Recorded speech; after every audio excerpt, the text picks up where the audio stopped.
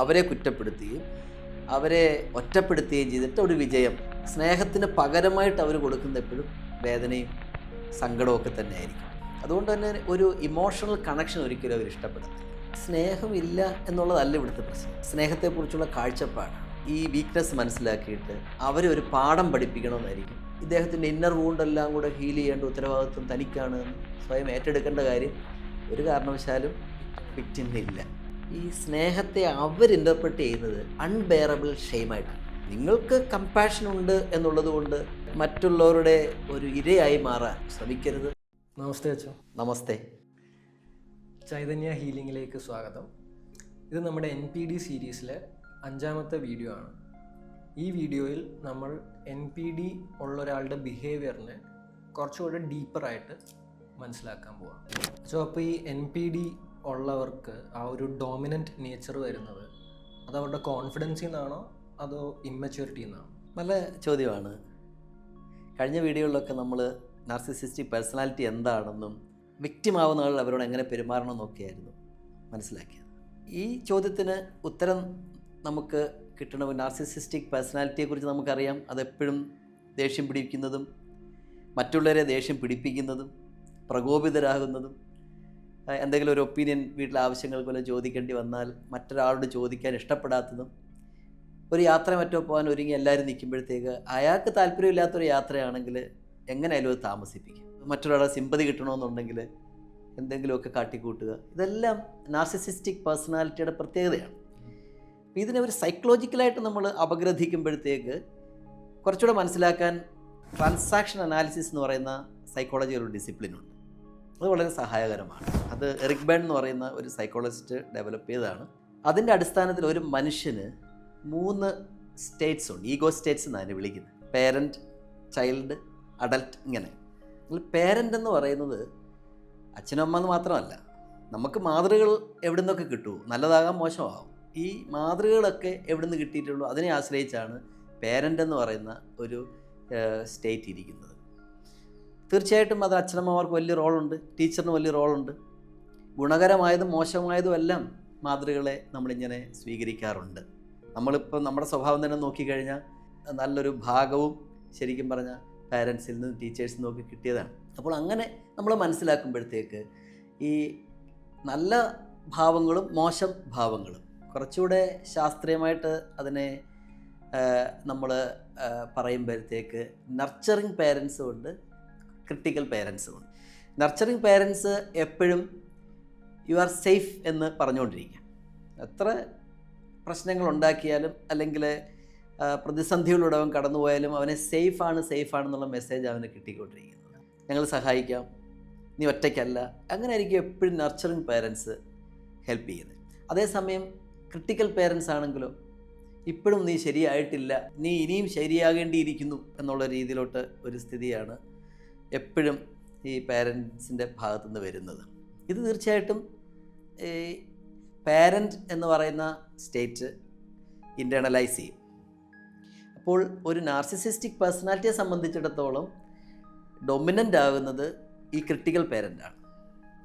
രണ്ടാമത്തെ സ്റ്റേജിലേക്ക് അഡൽട്ടാണ്. ആ അഡൽട്ട് എന്ന് പറഞ്ഞാൽ ഇപ്പോഴെന്താണ് അത് സാഹചര്യം അനുസരിച്ച് പെരുമാറാനുള്ളൊരു ശേഷി, റിയാലിറ്റിയിൽ അവരിയ്ക്കുന്നത് എന്നതുകൊണ്ട് അവർക്ക് വികാരങ്ങളൊന്നും ഇല്ലെന്നല്ല എൻ്റെ അർത്ഥം. ഈ അഡൽട്ട് എന്ന് പറയുന്ന ആ സ്വാധീനത്തിൽ അതിൻ്റെ കുറവ് പലപ്പോഴും നമുക്ക് ഈ പേഴ്സണാലിറ്റി കാണാൻ സാധിക്കും. വിവേകപൂർണമായി പെരുമാറാൻ കഴിയാത്ത അവസ്ഥ, റാഷണലായിരിക്കും. ഇതൊന്നും യുക്തിയിൽപ്പെടുന്നതല്ലല്ലോ പെട്ടെന്ന് ദേഷ്യപ്പെടുക എന്നൊക്കെ പറയും. മൂന്നാമത്തത് ചൈൽഡാണ്. ചൈൽഡ് എന്ന് കേൾക്കുമ്പോൾ നമ്മൾ വളരെ കുട്ടിത്വം ഒക്കെ ഓർമ്മ വരും. ശരിക്കും പറഞ്ഞാൽ ചൈൽഡിൽ തന്നെ 2 വിഭാഗമുണ്ട്. ഒന്ന് പ്ലേഫുൾ ചൈൽഡും ഉണ്ട്. രണ്ടാമത്തത് ഇതുമായി ബന്ധപ്പെടുത്തി പറയുവാണെങ്കിൽ വൂണ്ടഡ് ചൈൽഡാണ്. വൂണ്ടഡ് ചൈൽഡ് എന്ന് പറയുമ്പം അൺഹീൽഡാണ്, വൂണ്ടഡാണ്. ഒരു മുറിവുണ്ടായിട്ട് അത് ഉണങ്ങാതെ കിടക്കുന്നതാണ്. എന്തുതരം മുറിവുകളാണ്? അവർക്ക് സ്നേഹം കിട്ടേണ്ട സമയത്ത് കിട്ടുന്നില്ല. ചൈൽഡിനെ സംബന്ധിച്ചിടത്തോളം ഡൊമിനൻ്റായിട്ട് വരുന്ന ലവും കൈൻഡ്നെസ്സും കമ്പാഷനും ഒക്കെയാണ്.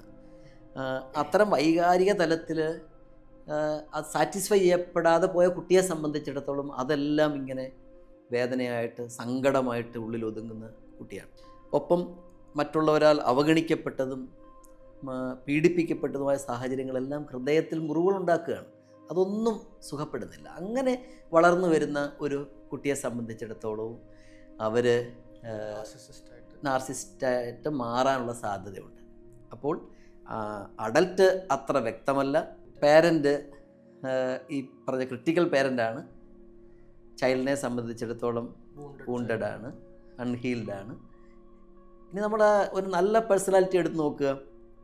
അവരെ സംബന്ധിച്ചിടത്തോളം ഈ ചൈൽഡും അഡൽട്ടും പേരൻറ്റും ഏതാണ്ട് ബാലൻസ്ഡ് ആയിട്ട് പ്രൊപ്പോർഷനേറ്റായിട്ട് വരും. അത് പ്രോപ്പർലി ബ്ലെൻഡഡ് ആയിരിക്കും. ആ ബ്യൂട്ടിയിലാണ് അവർ അവരുടെ പേഴ്സണാലിറ്റിയെ അവർ മോൾഡ് ചെയ്തിരിക്കുന്നത്. ഈ നാർസിസിസ്റ്റിക് പേഴ്സണാലിറ്റി വരുമ്പോഴത്തേക്ക് ഒരു വികലമാണ്. ചൈൽഡ്, അത് പ്രത്യേകിച്ച് ഈ വൂണ്ടഡ് ചൈൽഡ് ഇങ്ങനെ ഡൊമിനൻ്റ് ആയിട്ട് നിൽക്കും. അച്ഛോ, അപ്പം ഈ NPD ഉള്ള ഒരാൾ എങ്ങനെയാണ് അവരുടെ പേഴ്സണാലിറ്റി മറയ്ക്കുന്നത്?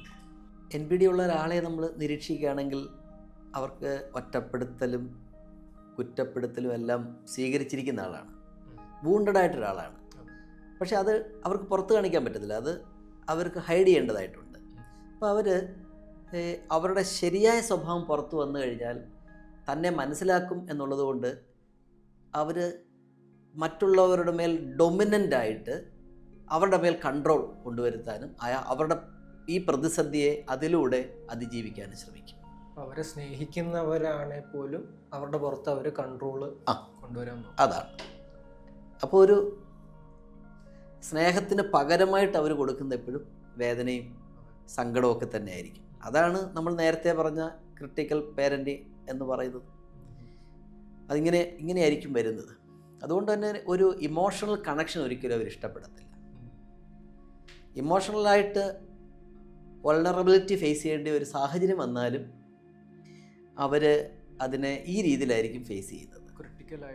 ക്രിട്ടിക്കലായിട്ടായിരിക്കും അതിനെ എടുക്കുകയും അവരെ കുറ്റപ്പെടുത്തുകയും അവരെ ഒറ്റപ്പെടുത്തുകയും ചെയ്തിട്ട് ഒരു വിജയം കൊണ്ടുവരുന്ന മോഡിലേക്ക് അവർ മാറുകയാണ്. അച്ചോ, എല്ലാ ജീവികളെയും നമ്മൾ അങ്ങോട്ട് സ്നേഹിച്ചു കഴിഞ്ഞാൽ ഇങ്ങോട്ടും സ്നേഹം കിട്ടാറുണ്ട്. അപ്പോൾ ഈ NPD ഉള്ള ആൾക്കാർക്ക് ആ ഒരു ഇമോഷൻ ഇല്ലേ? സ്നേഹമില്ല എന്നുള്ളതല്ല ഇവിടുത്തെ പ്രശ്നം.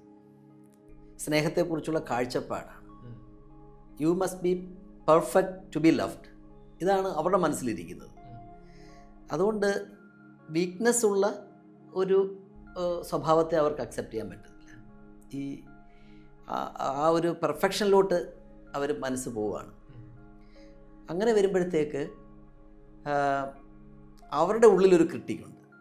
ആ ക്രിട്ടിക്ക് ഇതിനെ അനലൈസ് ചെയ്യുമ്പോഴത്തേക്ക് ഈ വീക്ക്നെസ് മനസ്സിലാക്കിയിട്ട് അവരെ ഒരു പാഠം പഠിപ്പിക്കണമെന്നായിരിക്കും ഈ നാർസിസിസ്റ്റിക് പേഴ്സണാലിറ്റി ചിന്തിക്കുന്നത്. എന്നിട്ട് അവരുടെ ഒരു ഭാഗമുണ്ട്, ഞാനെപ്പോഴും എനിക്ക് വേണ്ടി നിലകൊള്ളുന്നു എന്നൊരു വാദം കൂടെ അവർക്കുണ്ട്. അതുകൊണ്ട് എപ്പോഴും ആ നേരത്തെ പറഞ്ഞതുപോലെ ക്രിട്ടിക്കലായിട്ടുള്ള പേരൻ്റ് ഈ സാഹചര്യങ്ങളിൽ ഡൊമിനൻ്റായി നിൽക്കും. അച്ചോ, ഈ ഒരു സിറ്റുവേഷനിൽ ഈ വിക്ടിമിൻ്റെ റെസ്പോൺസ് എങ്ങനെ ആയിരിക്കണം?